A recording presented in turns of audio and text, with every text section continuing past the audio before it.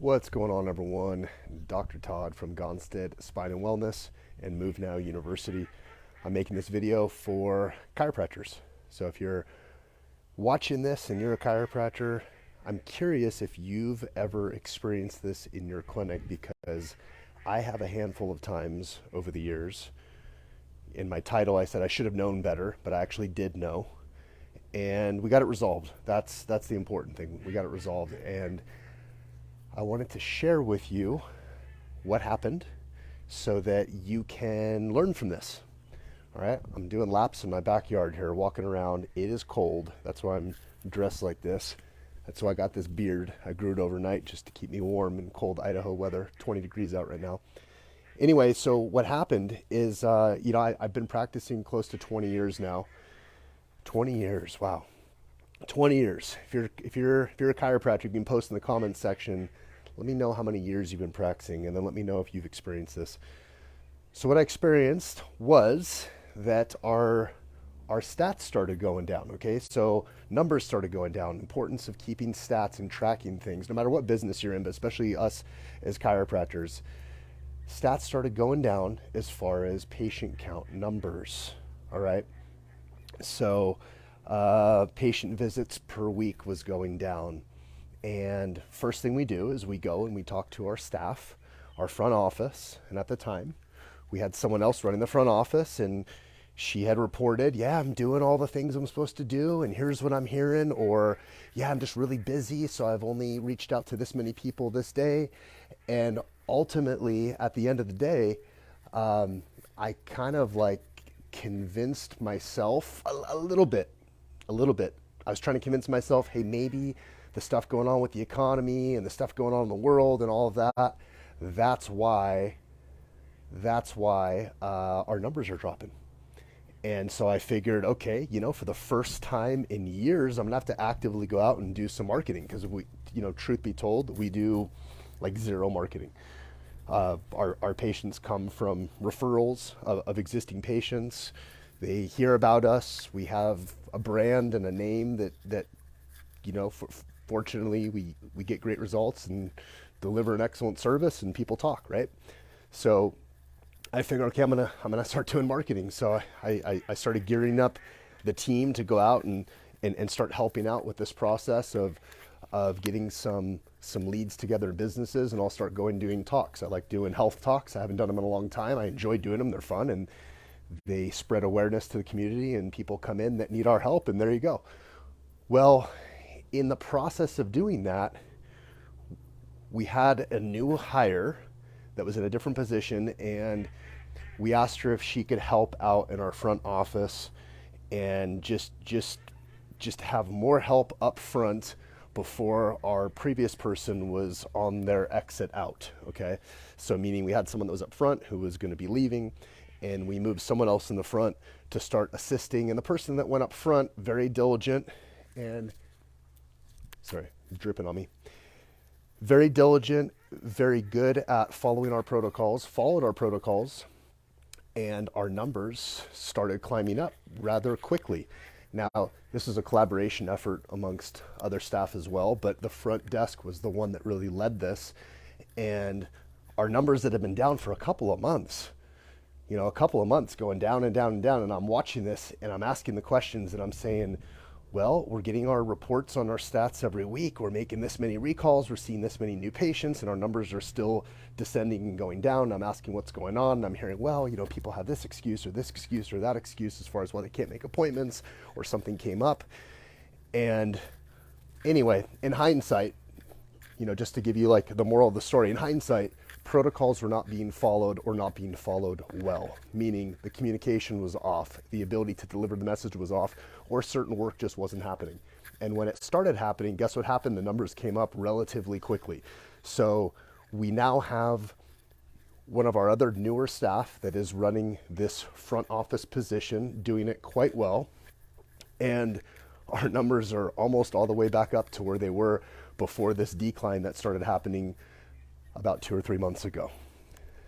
And the thing I was telling my office manager, I tagged Danny in this, even at the beginning, I said, Danny, every time in practice that I've seen things decline, like at this point, being well established in practice, every time in practice I've seen things decline, it's always been some sort of a protocol is not being followed.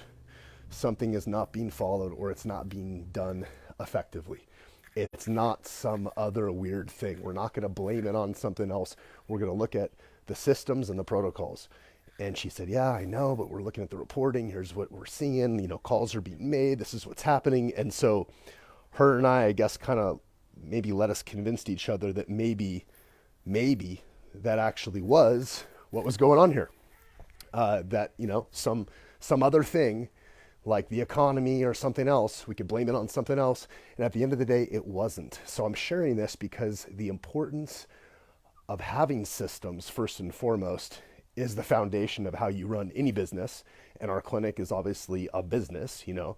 That's not a bad word to say our clinic is a business. We're taking care of patients. There's an exchange of services for money so that we can pay our staff and we can pay our overhead and we can have this available to our community. And essentially in any sort of business, you have to have just solid systems, and something that, truth be told, it was actually one of the things that I thought that I didn't want to do, which was have to build a clinic and put systems together. I found out was actually something I really had a good knack for and I loved doing. You know, I just a quick little aside, I moved to Idaho in 2012 with my wife from Albuquerque, New Mexico. I worked as an associate doctor in Albuquerque for several years, about 9 years. We moved out here, we partnered in a clinic in Eagle, and then about 9 months in realized it wasn't the place for us. And I dreaded having to move out and start my own clinic because I'm like, man, I do not want to be a business owner. I do not want to start my own business. I do not want to have to build all the forms and the paperwork and all of this. And then I realized actually it was that process was very rewarding and very telling because we did that. We started our own clinic. We built it from the ground up. We put systems together. And clinically, we wanted to add functional movement to our clinic, which made this a very different model in chiropractic.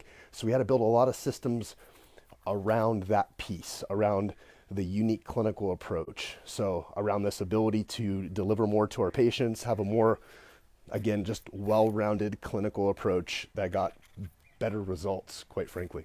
So in doing that, we gained the attention of a lot of chiropractors around the country that were following us on social media type stuff. And chiropractors would fly into the clinic because they wanted to observe how we were doing this.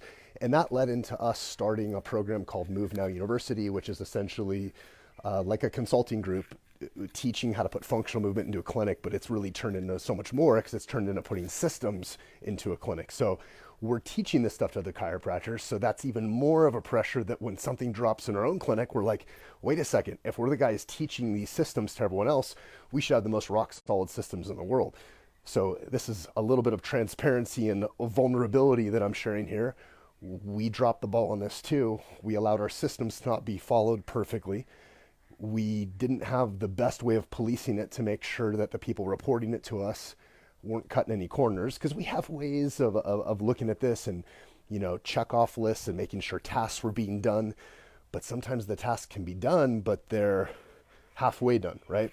And if they're halfway done, they're not effective. So essentially, even if the things are being done and the result is not happening, you have to investigate further or observe. You know, it's like other companies do this. They record phone calls and they listen to the phone call. They make sure that the communication's happening. They send a senior person, you know, into that position to shadow the other people doing it. That's what we should have done much, much sooner. We allowed a couple months to go by. We lost momentum. We were busy, you know, focusing on other things. And then until it got to the point where it was uncomfortable and it dropped enough, that's when we said, all right, I guess we better, you know, do something. And it was going to be, let's do marketing and drive in more new patients. Turns out that wasn't it.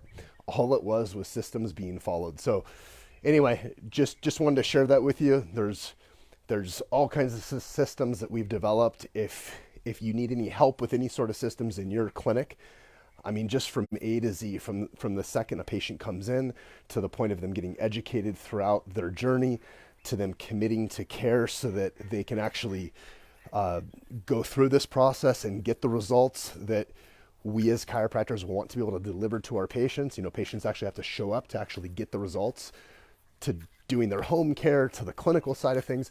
That's all stuff that we've mapped out in our own clinic out here in Idaho. That's our flagship clinic. We do seminars here. In the past, we were doing them a couple times a year. This past year, we did one. Next year, we're going to do one in March. It's called Impact. I think it's our 11th seminar in March. Danny can correct me. So anyway, hopefully you found this helpful at all. Comment below though. Let me know if you've had any of these things in your clinic, like where systems failed, started falling apart, and then you fixed them and then everything came back up again, what it was exactly. So, like in our case, it was really maintaining the schedule, keeping patients on the schedule. You can hear these ducks in the back. Hopefully they're not too loud. And then if you want to see more about what this whole Move Now University thing actually is, we have a demo video that we made probably close to a year ago, so I don't have a beard in it. It's still me though. It's demo.movenowu.com. So demo, demo.movenowu.com. And there's a 30-minute pre-recorded video. You can see a behind-the-scenes demo of how a lot of our systems work. All right, that's it. Thanks for joining me. If you're watching this on YouTube, make sure you subscribe, comment, and like and share and do all that stuff. And we'll see you on the next one.